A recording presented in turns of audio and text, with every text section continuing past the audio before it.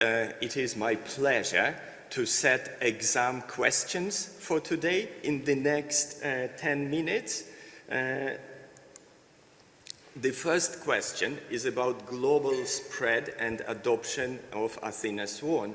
As Alison mentioned, after the United Kingdom introduced Athena Swan in 2005, it's been adopted in Ireland, in Australia, in the United States of America and Canada, and currently there is a very important pilot going on in India, the Gati project, and we are very lucky to have representatives from the Indian Ministry of Science and Technology here.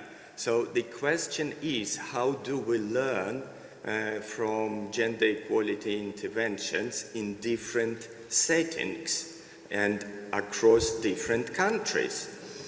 Importantly, the European Union has made it a requirement for universities and research organizations applying for Horizon Europe funding to have gender equality plans in place. And they may not be called Athena Swan, but they are also gender equality plans from which we can learn.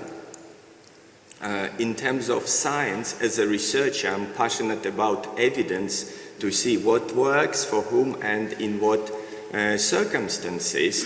And there is a lot of emerging research that shows that Athena Swan is effective in certain settings. For example, here, there are results of the study that my colleagues and I conducted in the context of the National Institute for Health Research, and we found significant changes in gender balance 5 years after the introduction of Athena Swan, linked to funding incentives. In another study, we surveyed more than 5,000 staff at the University of Oxford, and we found positive culture change thanks to the implementation of Athena Swan. However, from the science point of view, the overwhelming majority of the evidence behind diversity interventions and Athena Swan is of lower quality according to the conventional classification.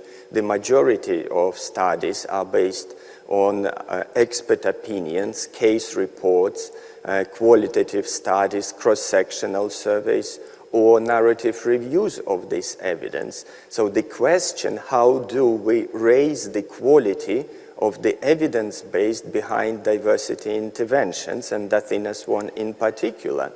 What is more, Athena Swan is not only about science, it's also about art, about practice.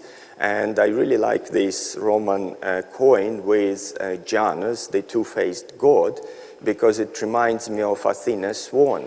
Partly it is about interventions, it is about science, but partly it's also about professionalism of Athena Swan coordinators, facilitators, EDI practitioners who live and die by Athena Swan action plans and who have Athena Swan and EDI in their job descriptions.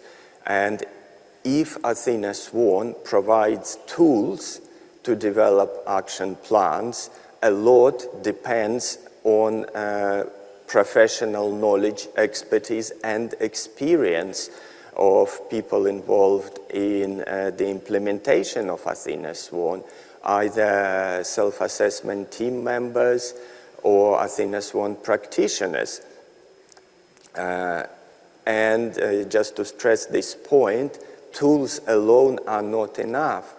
I can't help showing you this picture that shows a botched attempt to renovate a fresco by someone who wasn't a professional. And this might happen if we don't have Athena Swan professionals at the very top of their game.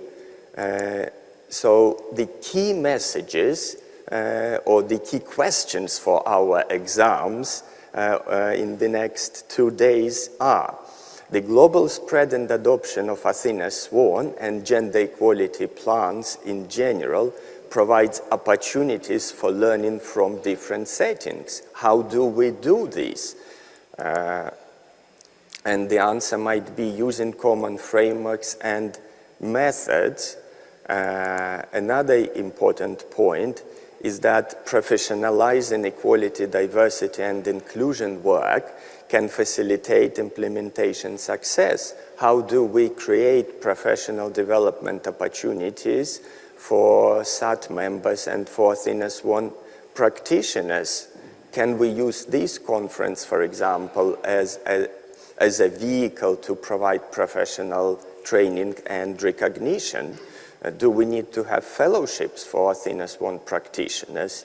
And finally, our conference is an attempt to build an engagement platform to share evidence, best practice, and experience across different settings and countries.